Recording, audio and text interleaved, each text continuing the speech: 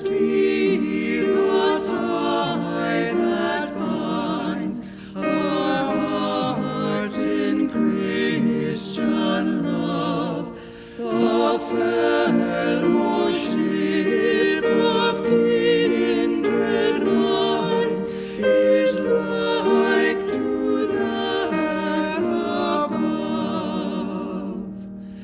Before our Father's throne we pour our ardent prayers, our fears, our hopes, our aims are one, our comforts and our cares.